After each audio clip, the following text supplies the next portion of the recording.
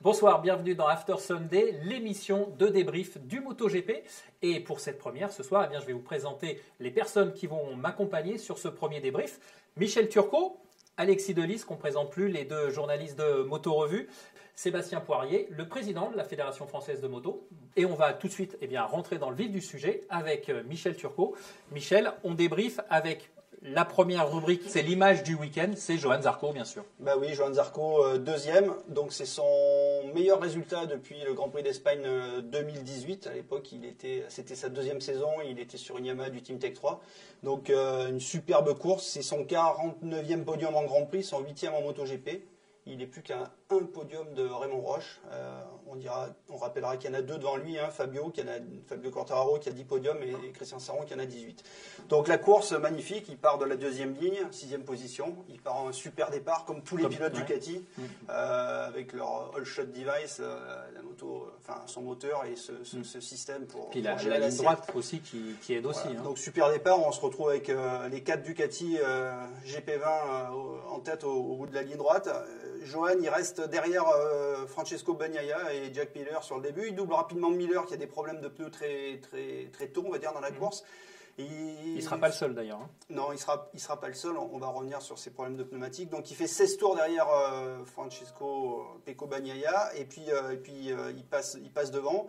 Ensuite, c'est Vinales qui les double. Là, il essaye de s'accrocher à Vinales pendant les 6 tours qui restent. Mais bon, Vinales avait un truc en plus. Il a encore mieux géré ses pneus. Voilà, sur la fin de course, il est rattrapé par Joan Mir. Il y a une belle bataille et il la remporte. Il termine donc deuxième grâce à une moto qu'il a bien exploitée, mais aussi il est premier pilote Ducati devant les deux officiels. Donc c'est un super résultat. C'était sa première course avec le team Pramac. On se rappelle que Johan, le Qatar, c'est un circuit qu'il aime, mais c'est son premier podium sur circuit, toutes catégories confondues. Depuis ses débuts en Grand Prix en 2009, il n'avait jamais réussi à monter sur le podium. Avec le team Pramac, il a retrouvé une ambiance familiale, non? Exactement. Il a dit, il se sent aussi bien qu'il était chez Tech 3. Il a une moto Factory. Voilà, comme il avait chez Tech 3, même si elle était spec B, on va dire. Donc il a une très bonne moto. Il a le soutien de l'usine. Dalinia l'apprécie énormément. Il est souvent dans le box. Il écoute beaucoup. Et ça va au bout et ça fait un super début de saison, quoi. Ici. Et justement, Michel, qu'est-ce que tu en penses? Est-ce que cette place chez Pramac, elle est presque pas meilleure que celle dans le team officiel pour Johan, finalement? En tout cas, on peut imaginer qu'il y a un peu moins de pression quand on est chez Pramac que lorsqu'on est dans l'équipe Factory. Après, on sait qu'il était en balance pour une place avec Bagnaia. Bagnaia était préféré parce qu'il est plus jeune. Italien aussi, non? Ça a peut-être un peu joué, mais c'est surtout, je pense que le profil du pilote était plus tourné vers l'avenir. Voilà. Mais en tout cas, un très bon début de saison. Président, j'imagine que ce début de saison avec un Français dès la première course sur le podium, forcément, ça fait plaisir. Oui, ça fait plaisir, surtout pour Johan, parce que c'est vrai qu'il a traversé une période difficile, il y a maintenant 1 an et demi, 2 ans. Il a fait un choix très courageux, qui a été à l'époque contesté, et à un moment, on se demandait où est-ce qu'il pourrait rebondir. Il a toujours su où aller, ce qu'il voulait faire. Et je suis vraiment très heureux pour lui, parce qu'il a fait un très bon choix, il travaille énormément, il a un très beau team, il est très bien dans ce team. Et puis il a fait une très belle course, raisonnable, réfléchie, à l'image de Johan. Et donc aujourd'hui, c'est un très beau podium. Moi, je retiens également les 2e et 3e places pendant quelques tours de nos Français. Je pense que ça n'est jamais arrivé dans l'histoire du MotoGP d'avoir 2 Français sur... je vous corrige. Justement, parce que Michel avait préparé. Parce que 2 Français dans les 5 premiers, justement, Michel. On a eu 2 Français en tête d'un Grand Prix, c'était au Mans. Sous la pluie, on se rappelle. C'était en 2007, si je ne me trompe pas. Et ça n'a pas duré. Oui, tout à fait, il y a eu quelques chutes assez rapidement, mais en tout cas, c'est vrai. Et on a eu une seule fois dans l'histoire des Grands Prix, 2 Français sur le podium en catégorie N, en 1954. Ah, très bien. De mémoire, Pierre Monneret et Jacques Collot. D'accord. Voilà.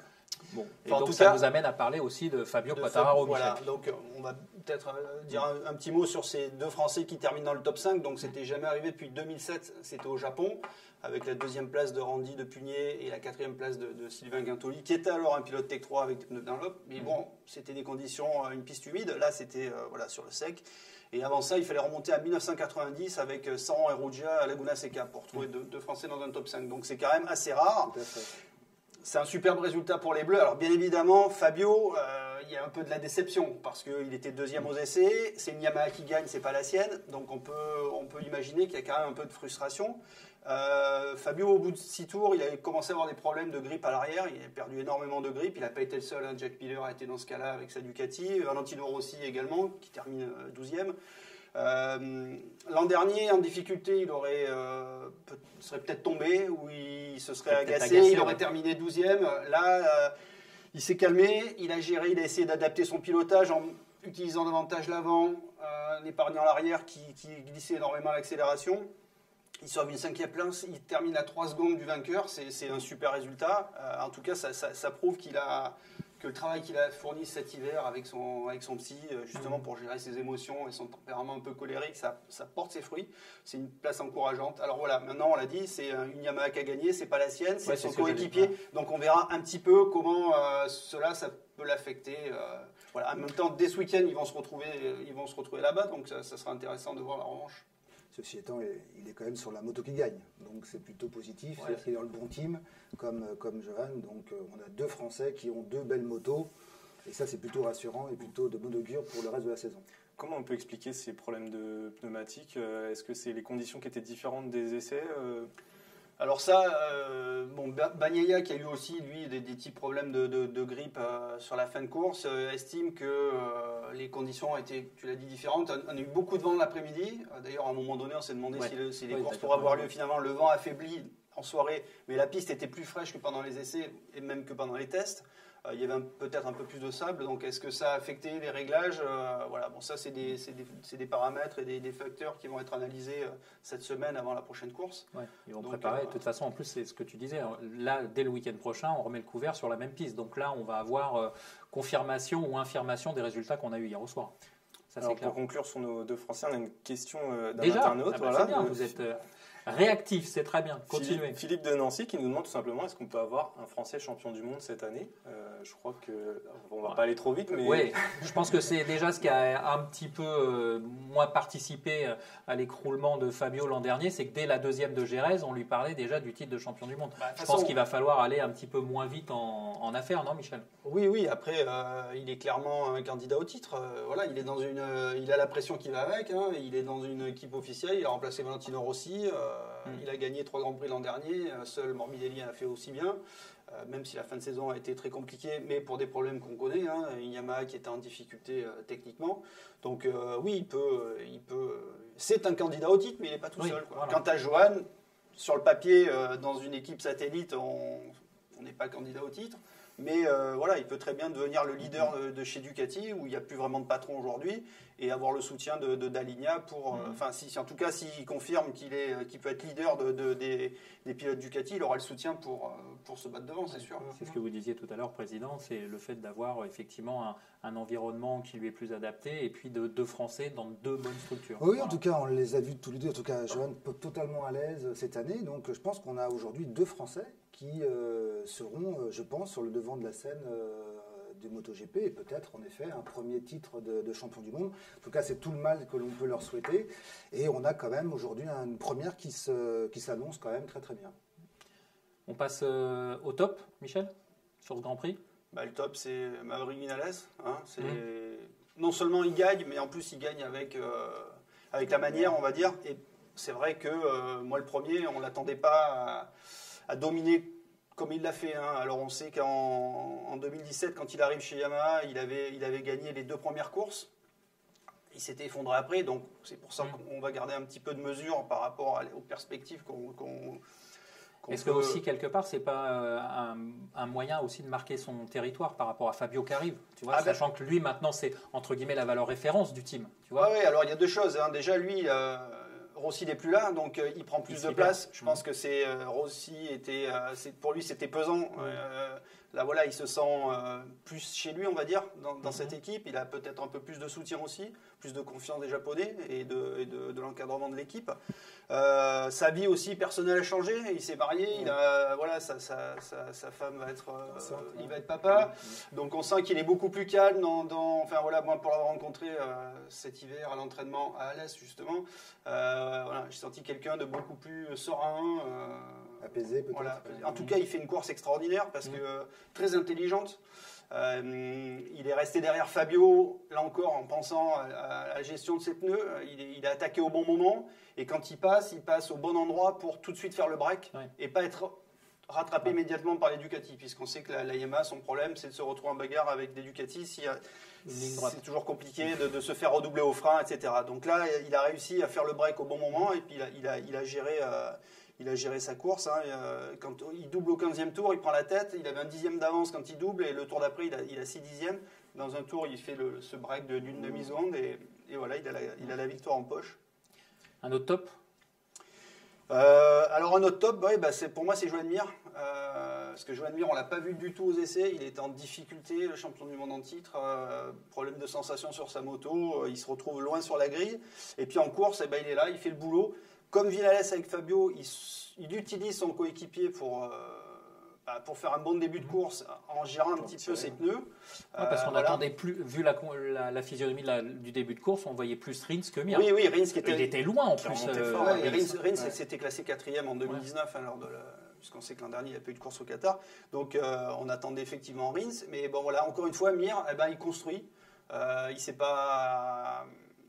Il est intelligent ce pilote, quoi. Il n'est peut-être pas aussi brillant comme ça, mais il gère sa course entre le premier et le dernier tour. Et bon, il est mal récompensé. Alors, il se rate ou pas sur le dernier virage? Alors, lui, il a expliqué qu'il ne se ratait pas. Il a dû forcer pour revenir, même s'il a utilisé Rins qui était aussi mal parti. Parce qu'ils ont eu, contrairement au Ducati, leur all-shot device fonctionne quand même beaucoup moins bien. Donc, début de course compliqué, comme c'est souvent le cas d'ailleurs chez Suzuki. Mais en fin de course, pour avoir forcé pour revenir, son pneu arrière était, lui, bien fatigué. Donc, la seule solution pour ressortir du mieux possible de ce dernier virage, c'était vraiment d'aller chercher loin, de redresser la moto et de pouvoir accélérer sur la partie centrale du pneu. Et bon, face au Ducati, ça l'a pas fait. Ouais. Mais bon, il termine 4e à 1,5 seconde du vainqueur. C'est quand même un super résultat. L'an dernier, le premier Grand Prix, il n'avait pas terminé. Est-ce que c'est pas un pilote sous-coté, Joan Mir? On sait qu'à la conférence de presse avant le week-end, tous les pilotes l'ont cité comme favori au titre parce que c'est le champion en titre. Mais je ne sais pas ce que tu en as pensé, Michel.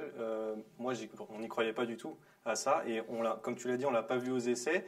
On ne l'a pas cité à un seul instant comme candidat à la victoire. Et finalement, il est toujours là. C'est un gros talent, Joan Mir. Quand il arrive en Moto 3, la deuxième année, il est champion du monde. Il ne fait pas de bruit parce qu'il a un profil assez discret, on va dire. Il n'est pas charismatique, c'est peut-être ça qui lui fait... fait... mais en même temps, il n'est pas charismatique. Quand on le connaît un peu, il l'est quand même, parce qu'il a une bonne bouille, il s'exprime bien en anglais, espagnol et italien. Mais il est dans une équipe où il n'y a pas vraiment d'ego, quoi. C'est ça aussi qui est intéressant chez Suzuki. C'est le travail qu'a fait Brivio ces dernières années avant de partir. Donc voilà, je pense qu'il est bien en place, mais c'est un pilote qui a un gros talent. Même en Moto 2, l'année où il arrive chez VDS, c'était compliqué parce que c'est l'année où Michael Bartolini a été écarté. Il y avait un peu des tensions dans l'équipe. Il y avait Alex Marquez qui prenait beaucoup de place, donc ça a été difficile pour lui. Mais depuis qu'il est en MotoGP chez Suzuki, qui n'était pas non plus la moto candidate au titre tout de suite, quoi. Il a fait, il fait le job et il est là, quoi.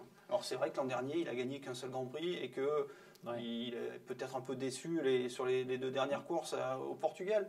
La deuxième course avant, c'est le Portugal, mais non, voilà, il sera là, c'est sûr. On enchaîne avec les flops, parce qu'on a parlé des tops, mais malheureusement, il y a aussi des flops et pas n'importe lesquels.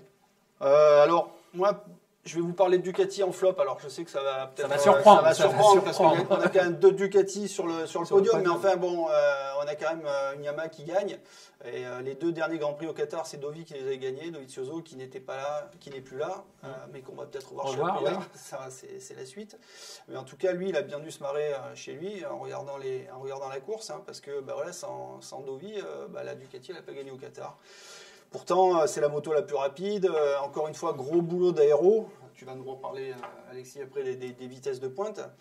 Une moto qui pédale, mais qui est encore confrontée. L'an dernier, son problème, ça avait été cette gestion avec ce nouveau Michelin arrière d'Aligna 17 hiver qui savait pourquoi ça n'avait pas marché, qu'il avait des solutions. Et là, ça n'a pas fonctionné. Alors, est-ce que, comme l'a dit Bagnaia, c'était dû aux conditions particulières de la course, où la piste était différente des essais? On verra ça dimanche. En tout cas, dimanche, il faut que Il faut qu'il y ait une réaction, en tout faut cas, qu'il y ait une Ducati sur la surtout première manche du Miller, podium, parce sinon- qu'on peut dire que Bagnaia a fait le Ouais. job quand même, parce il fait 16 tours en tête, je crois, si je dis pas de bêtises. Et par contre, entre guillemets, c'est Miller. Ouais, non, qu'on mais attend cette année. Miller décevant. Alors c'est vrai qu'il est tombé aux essais. Il a dit qu'il avait perdu un petit peu de confiance et puis il a eu un gros drop de son pneu arrière. Donc c'est vrai qu'il y a des pilotes qui ont eu. Voilà. Après, je te trouve un petit peu dur pour faire l'avocat du diable sur ce flop Ducati parce que, bon, effectivement, il y a deux motos sur le podium. Devant, c'est Vignales qui est quand même plus expérimenté et manifestement en meilleure forme que Zarco qui est encore en reconstruction et Bagnaia qui est jeune. Et Miller a eu un problème de pneus, mais finalement, cette moto, en fait, elle est pour moi très performante. Et ce qui manquait pour gagner dimanche, c'était plus un pilote du niveau de Vignales ce jour-là qu'une meilleure moto. Qu'est-ce que tu en penses? Ouais, bah après le résultat, c'est le pilote et la moto. Donc il faut Après, tout redire. aussi. Hein. Ouais, le pneumatique aussi. pneumatique et puis le circuit, on le sait pertinemment. Comme le disait Michel, les 2 dernières saisons, il n'y avait pas photo, c'était la Ducati qui s'est imposée. Ah oui, on a Et vu, là, elles sont vraiment chez elles. On se l'a souvient vu, des bagarres Dovi-Marquez. Ouais. Et bon, voilà, Marquez. Voilà. Moi, j'ai pas le sentiment que Zarco soit en reconstruction pour le coup. Je pense qu'il a passé le cap. Il est plutôt dans sa saison, concentré. Je le sens plutôt à l'aise. Et sincèrement, je crois que ce qui lui est arrivé, l'épisode KTM, est définitivement derrière lui. Et je le sens plutôt tourné vers l'avenir. Oui, ça c'est Donc, sûr, c'est le cas. non, mais après, on est il a au début encore- de cette phase-là, quoi. Il le dit lui-même, il a encore une marge de progression Sans doute, importante bien sûr. avec la C'est plutôt Ducati, rassurant, puisqu'on bien sûr. on rappelle que la Ducati, il a découvert l'an dernier, Tout à c'était fait. une GP19, donc une moto de l'année précédente. On dira, bon, aujourd'hui on parle de GP20 parce qu'il n'y a pas eu de développement moteur. Oui, Donc c'était gelé. les motos de cette année sont identiques en termes de moteur que celles de l'an dernier. Mais voilà, il dit qu'il manque encore un petit peu de confiance dans le train avant pour avoir la vivacité que peut avoir un Bagnaia sur des entrées de virage. Donc c'est effectivement encourageant pour la suite. Bon, Avant de conclure cette page, une question de Mathieu qui nous demande sur quel circuit les Français vont être le plus en difficulté. Alors, ça ne sera pas les mêmes certainement pour Johan et pour Fabio. C'est lié aux caractéristiques de leur moto. Ouais, alors on pourra poser la question à Johan. Il a parlé du Sachsenring, qui est le circuit le plus sinueux, le plus court du championnat. Donc c'est vrai que là, de toute façon, ça correspond à la physionomie de la course. Au Qatar, ils sont à l'aise dans les lignes droites et dès que dans le sinueux, comme le disait Michel, en un tour, il met 6 dixièmes à tout le monde, Vignales, et voilà, c'est là où ils ne peuvent pas suivre. Après, pour ce qui concerne Fabio, ça va dépendre un petit peu des performances de la Yamaha. L'an dernier, les grosses difficultés ont été sur des circuits où il y avait peu de grippe, comme Brno, des circuits très rapides comme l'Autriche.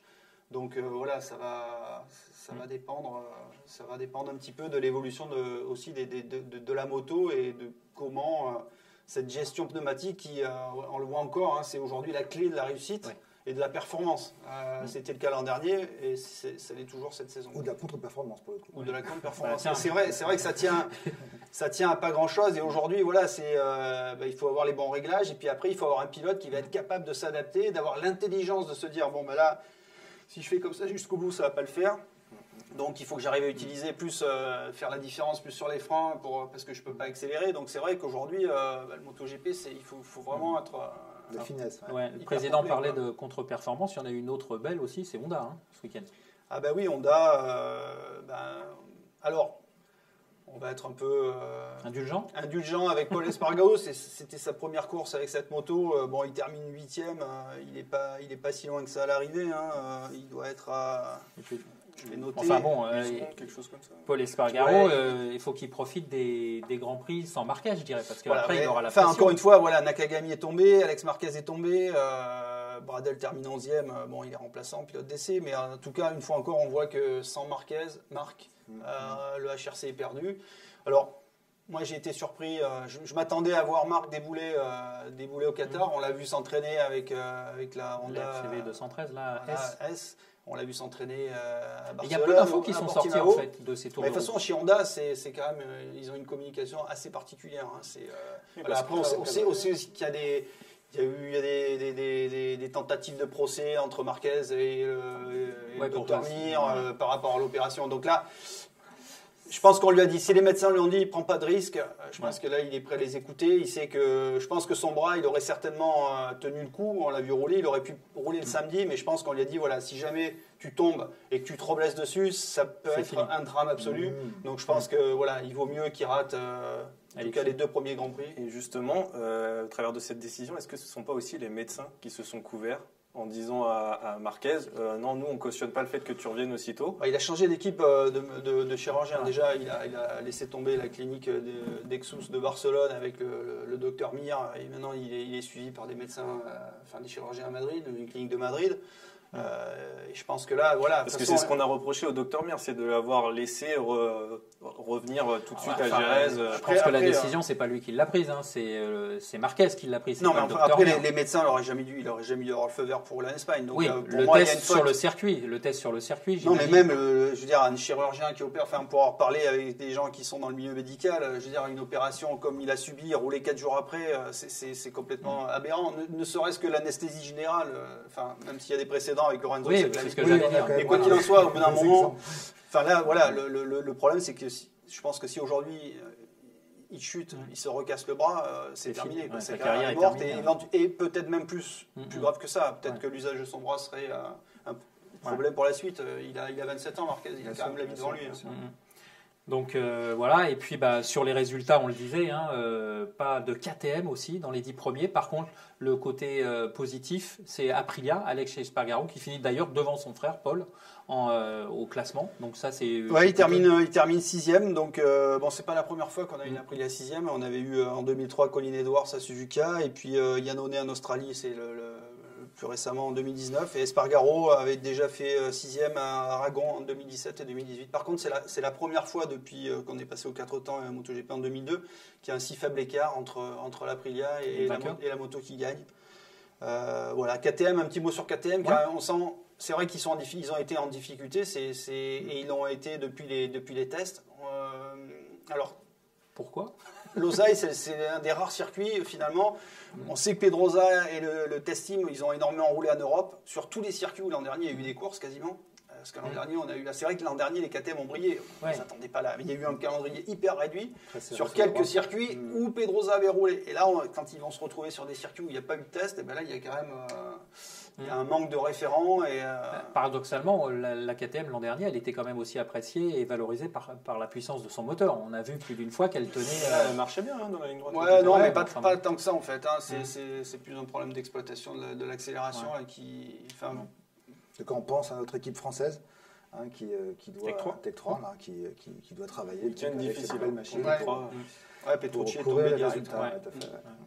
Président, vous l'avez apprécié ce premier Grand Prix ? Oui, tout à fait. Alors j'ai pas eu la chance de pouvoir le vivre en direct, mais en tout cas j'ai pu le regarder hier soir et donc en effet ça a été une course fantastique. On n'a pas vu le temps passer. On avait quand même ces 2 Français pendant quelques tours, 2e et 3e. On sent que les machines, les performances sont très resserrées. Je pense que le travail qui est réalisé par la Dorna pour faire en sorte d'organiser ce Grand Prix avec la FIM, ces Grands Prix, est compliqué, parce que la crise sanitaire, elle nous touche. Et dans le quotidien, organiser des courses internationales, je peux vous assurer que c'est très compliqué. Et moi, je félicite la Dorna et la FIM, et évidemment tout le staff, d'avoir su créer cette bulle sanitaire autour des Grands Prix. Parce que grâce à eux, on a la chance d'avoir de très beaux Grands Prix. Et puis, on va avoir une très belle saison qui a débuté ce week-end. Et c'est pas simple, parce que c'est beaucoup de contraintes. Quand on connaît un petit peu la vie des teams, c'est une bulle sanitaire. Ça veut dire qu'on est enfermé, qu'on n'a pas le droit de sortir, qu'on est quand même contraint. Et donc, vivre ça pendant des semaines et des semaines, et ça va être quasiment toute la saison. Alors après, il y a ceux qui voient du positif. Il y a des pilotes, notamment Zarco, échangé sur le sujet avec lui.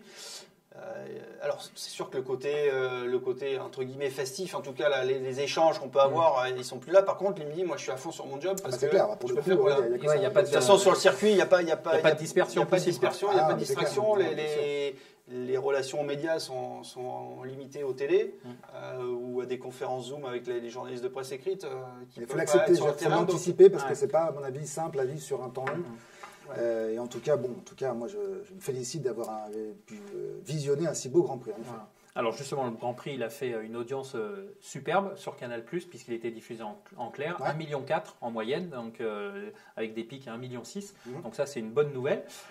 Président, maintenant on va s'attarder un petit peu plus sur votre rôle parce que vous avez pris vos fonctions en fin d'année, octobre, voilà, fin d'année dernière. Et tout de suite, vous avez posé un cadre en disant que vous vouliez relancer la filière vitesse française.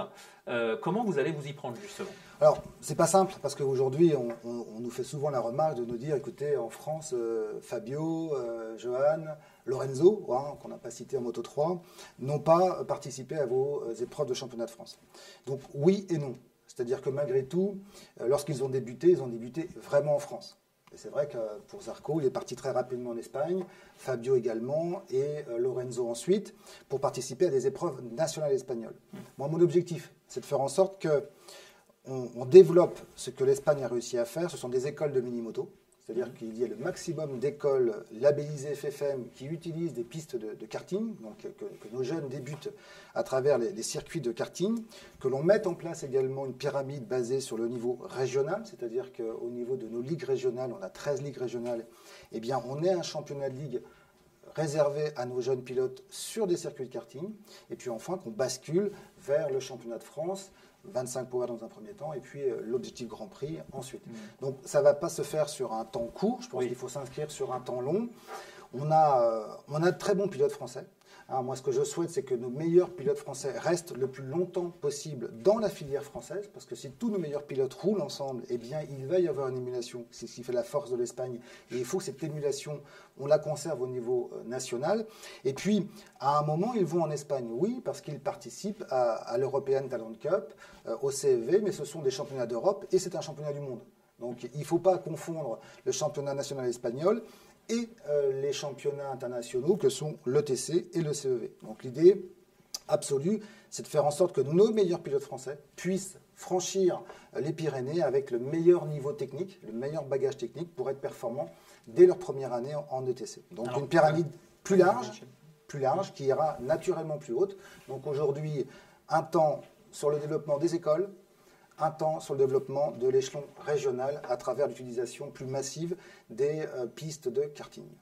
Alors, c'est vrai que le Covid n'aide pas beaucoup au déplacement, mais est-ce qu'on ne pourrait pas imaginer, à l'heure de l'Europe, avoir des échanges et des collaborations entre fédérations nationales européennes, justement pour alors mettre à disposition peut-être des circuits, organiser des courses communes? Est-ce que c'est pas envisageable? Moi, je rencontre mes homologues italiens et espagnols. D'ailleurs, l'idée, c'est d'aller voir ce qu'ils font pour comprendre comment est-ce qu'on pourrait demain avoir autant de pilotes en masse sur les Grands Prix. Donc oui, il y a des collaborations. Il y a des épreuves internationales. Le CEV, c'est une épreuve européenne. Donc nous, on fait aussi des courses franco-italiennes en motocross. L'idée, c'est en effet de créer de l'émulation pour nos plus jeunes. Donc c'est ça l'objectif.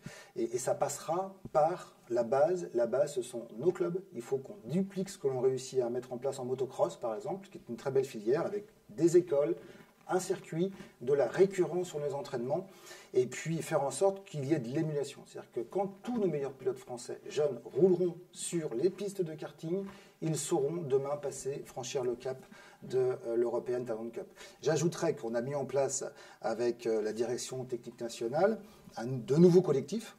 On a un collectif 25 Power, donc pour les jeunes qui roulent sur des pistes de karting. Donc on essaie d'identifier les meilleurs jeunes tranche d'âge par tranche d'âge. On a mis un collectif également en place sur la catégorie Objectif Grand Prix avec Alexis Masbou qui suit les 4-5 meilleurs pilotes pour les prendre en stage sur 2 ou 3 sessions de stage avec ces meilleurs pilotes français pour justement les former. Et en parallèle, on travaille sur un collectif 600, puisque avec le team GMT 94 et Yamaha, on travaille sur une wildcard au Superbike. Donc il y a un travail de fond qui est mené. Il y a un temps long qu'il faut assumer. Il faut repartir de la base. Non pas qu'hier nous ne faisions rien, nous travaillons, mais il faut vraiment que nous, fédérations, nous accompagnions la création d'écoles labellisées, la création de structures qui permettent à nos jeunes... Recréer la base, en fait, de la pyramide. Il y a quand même pas mal d'initiatives individuelles. Des belles initiatives individuelles, tout à fait. Je pense à Gimbert. Sébastien fait un très beau travail dans sa il y a des initiatives individuelles, mais... C'est ce qu'on essaie de mettre en place. C'est-à-dire qu'aujourd'hui, on a, avec le mini-GP en Normandie, on a aussi en Occitanie un championnat de ligue. En PACA, on a aussi un autre mini-GP qui qui se construit. Donc l'idée, c'est de mettre tout ça en cohérence. Parce qu'en effet, il y a des initiatives entre guillemets privées de clubs. Sébastien Gimbert en est vraiment l'exemple absolu. Moi, j'ai eu l'occasion d'aller le voir sur site. Il fait vraiment du très très bon travail. C'est comment faire en sorte qu'il y ait une cohérence d'ensemble. Qu'il y ait un travail commun. C'est pas simple, parce que ça ne se décrète pas, ça se construit. Et donc, c'est tout le travail que nous menons actuellement.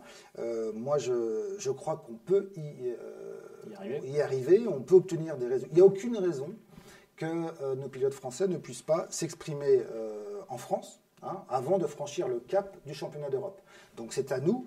Alors, évidemment, l'Italie, l'Espagne a une industrie, c'est clair, notamment moto. Mais nous avons aussi une industrie. Je veux dire, on a Total, on a Michelin, on a Motul, on a des très très grands acteurs forts de la filière sport mécanique. Donc c'est à nous de se fédérer, de vendre un pré-projet, un projet construit avec, encore une fois, c'est une pyramide. Il faut s'inscrire sur un temps long et ne pas avoir peur de repartir de la base. Il faut qu'on se réapproprie les pistes de karting, comme le font les Espagnols et nos amis italiens. Vous avez parlé de Minimoto, il y a un championnat international qui a été lancé à l'initiative de la Dorna. Comment ça va se mettre en place en France cette année, ce championnat? Écoutez, nous on a répondu immédiatement, c'est-à-dire qu'on a répondu à la FIM et à la Dorna en disant qu'on était partant. On a même trouvé déjà un calendrier de plusieurs dates sur tout le territoire français. Donc c'est Mini-GP World Series, donc Mini-GP France avec une seule marque de machine. Moi, je crois à ce concept. C'est un concept qui est packagé, qui est très simple en termes de lisibilité pour les parents notamment. C'est aussi à un prix raisonnable. Bon. Donc, globalement, ces coupes de marque qu'on a connues par le passé. On avait la coupe Conti, nous, il y a quelques années. Alexis Masbou a roulé sur une coupe Conti. Enfin, il y en a pas mal. Fabio, bien sûr.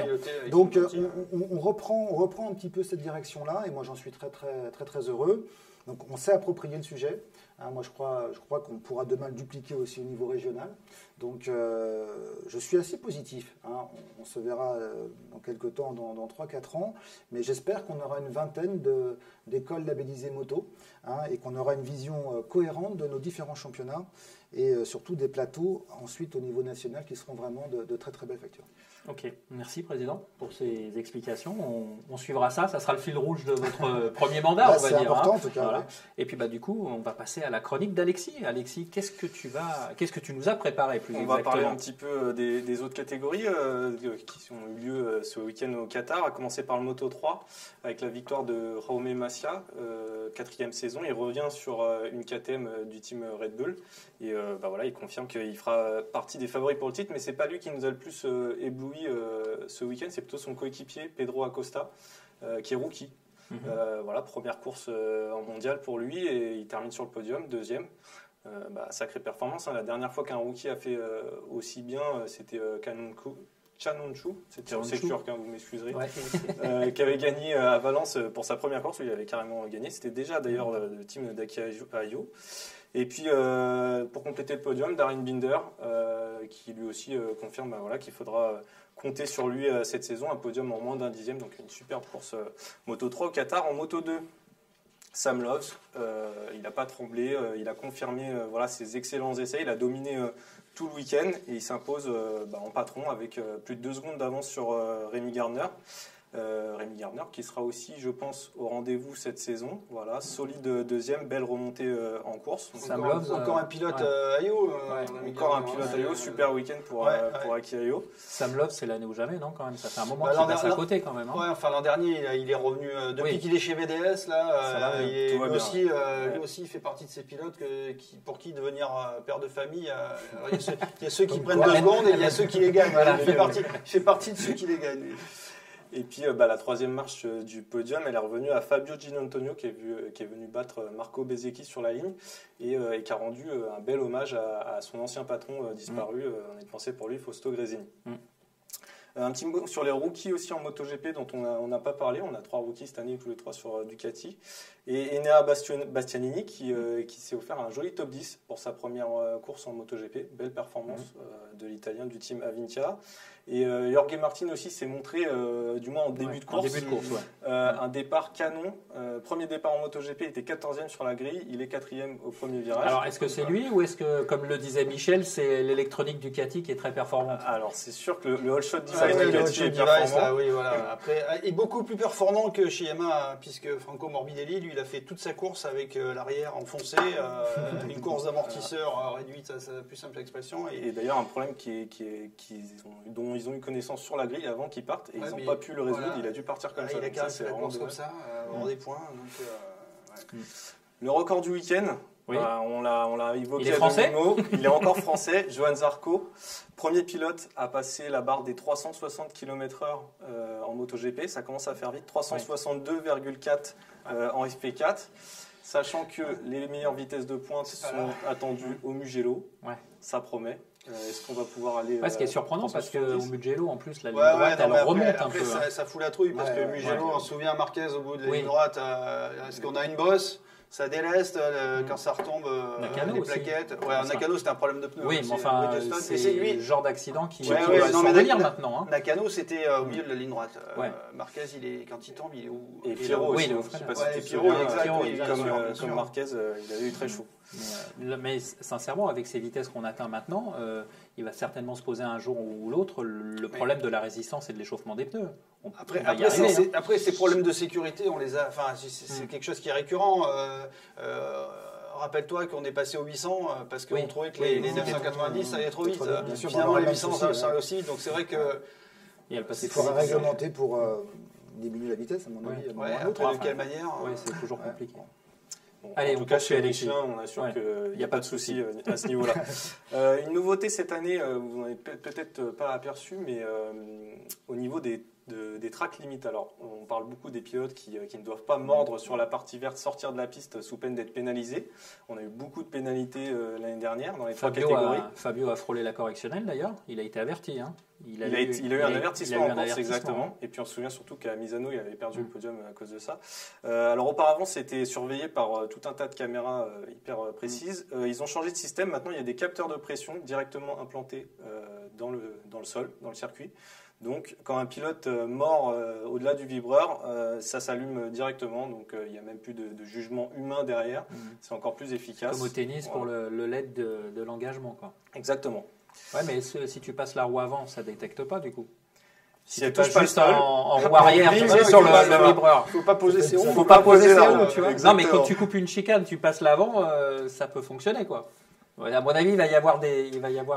En tout cas, il n'y a pas eu de futures polémiques. Ouais, il n'y a pas eu de soucis. Il n'y a pas eu de soucis non plus avec la météo, mais c'est pas passé loin. On a eu un dimanche très venteux et on se souvient surtout qu'il y a 10 jours, pendant les essais hivernaux, il y a une journée qui a été complètement gâchée à cause du sable. C'est un problème un petit peu récurrent au Qatar. On se souvient aussi que la course avait eu lieu le lundi en 2009 à cause de la pluie. Ouais. On croise les doigts que ce week-end, on ait un Grand Prix qui ait bien lieu le dimanche. Il y a eu des séances de qualification annulées aussi à cause d'inondations. Voilà.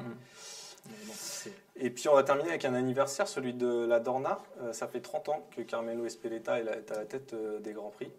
1992, avec une belle réussite. Il a eu beaucoup de travail depuis l'année dernière avec la crise sanitaire. On sait qu'il vient de faire vacciner tout le paddock grâce au Qatar.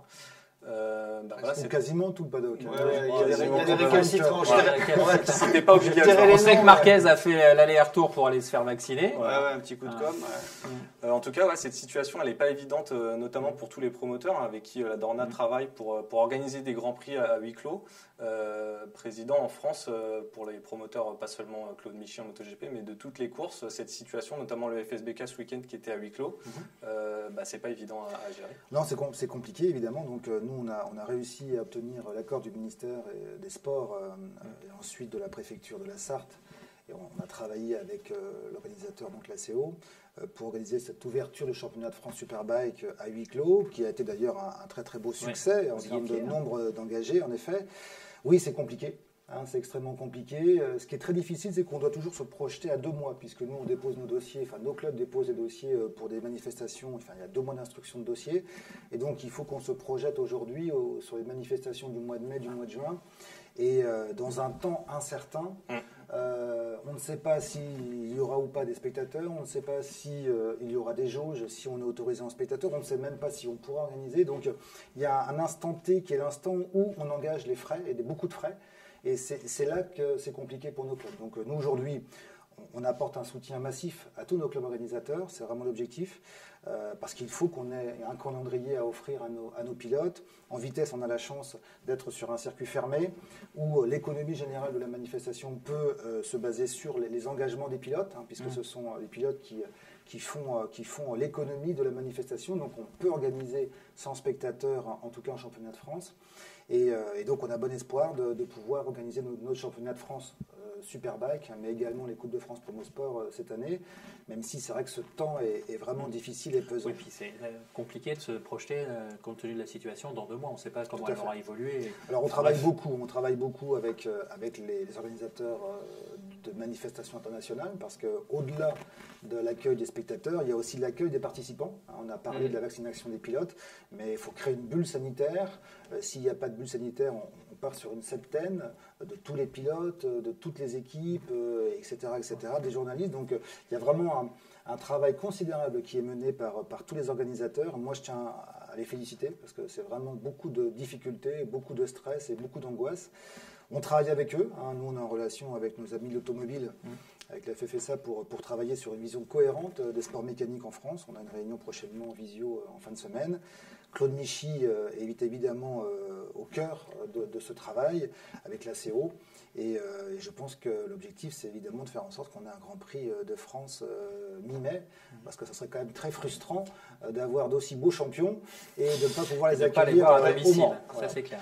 A priori, on aura un championnat nettement plus cohérent, en tout cas, que ce qu'il a été l'an dernier, même si on peut avoir toujours des surprises de dernière minute, puisque a priori, Carmelo Espeleta a l'assurance de tous les promoteurs d'organiser leur épreuve, même à huis clos. Donc, ce qui n'était pas le cas l'an dernier, c'est pour ça qu'on a eu en fait un championnat réduit sur quelques circuits qui pouvaient jouer le jeu. Et là, cette année, il y a des garanties.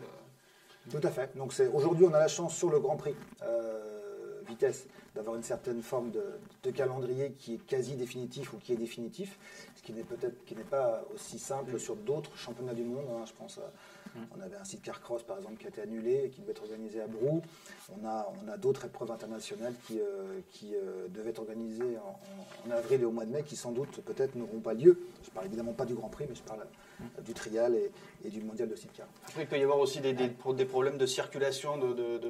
Quand on est sur un championnat international, on peut très bien avoir des frontières qui se ferment. Exactement. C'est toute la difficulté. Alors, je ne suis pas inquiet pour le Grand Prix, parce qu'en effet, il y a une bulle sanitaire compte tenu des enjeux qui ne pose aucun problème. C'est un peu plus difficile sur des championnats qui sont moins médiatisés. On a un championnat de France jeune motocross 65-85, de jeunes de toute l'Europe.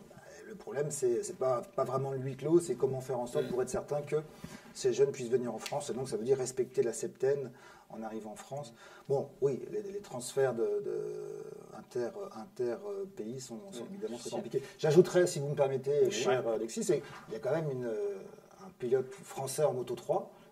Première course, Rookie. Lorenzo Felon qui a fait sa première course en Moto 3 et qui, j'espère, constituera l'avenir de la moto française. Et donc, on lui souhaite une belle saison. C'est sa première saison. Je crois qu'il ne faut pas lui mettre de pression. Il est vraiment là pour apprendre. Il a un contrat de 2 ans d'ailleurs. Tout à fait. Donc, je pense qu'il faut laisser grandir sereinement, tranquillement et voir tout ça l'année prochaine. On va passer aux questions parce qu'on est déjà un peu long. Je sais que vous êtes nombreux à être derrière les écrans, mais il faut tenir le temps. Donc on va passer directement aux questions s'il y en a, Alexis. Et je crois qu'il y en a pas mal. Une petite question de Thomas qui nous demande quid de l'accompagnement financier des jeunes pilotes français. On sait que la FFM aide tous les ans un certain nombre de pilotes. Quels sont-ils, à quelle hauteur ? Alors ça dépend, il y a une grille qui a été revue d'ailleurs cette année.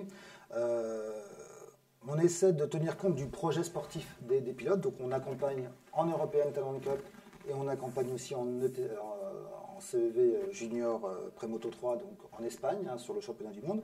Donc on accompagne 3 ou 4 pilotes dans ce cadre-là.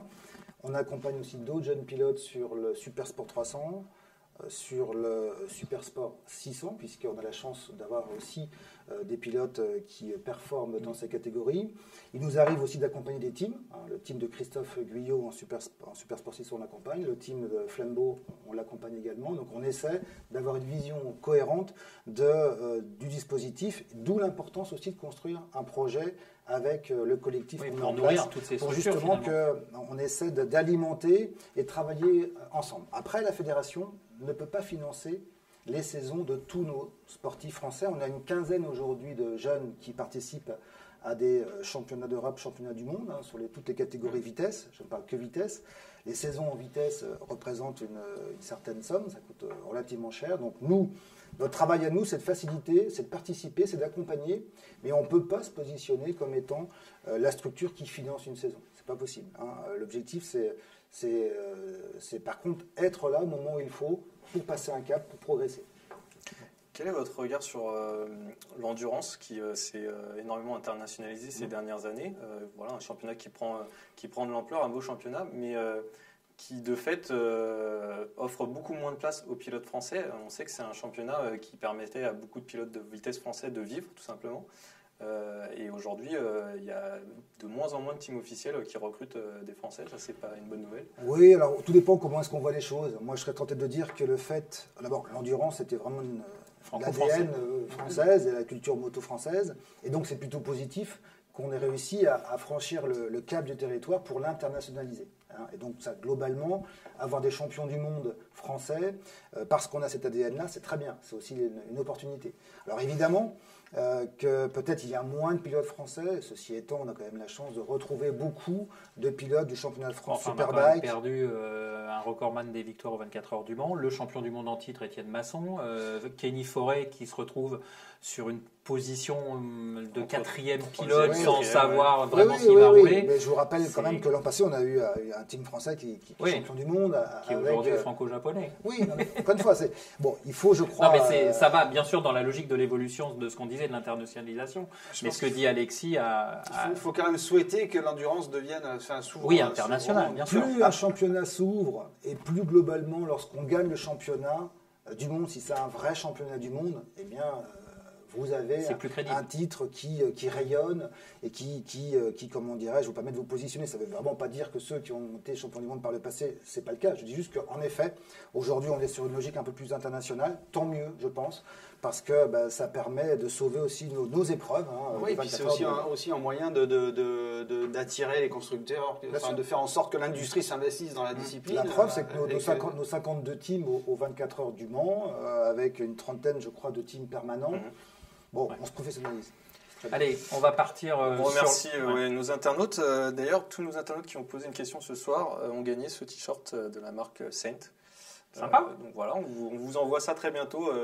On rentre en contact sur les réseaux. Alors justement, puisqu'il y a des cadeaux, on va terminer cette émission. On est désolé, on a débordé un petit peu. Je parle surtout pour la régie. Justement, par une autre forme d'obtenir des cadeaux, à savoir le jeu concours pronostic MotoGP, puisqu'on va faire chaque semaine, vous aurez la possibilité de participer à ce jeu. La question est très simple. Il faudra nous donner le poleman et le podium. Donc ça, c'est très simple. C'est très simple. Non, la démarche en elle-même est très simple.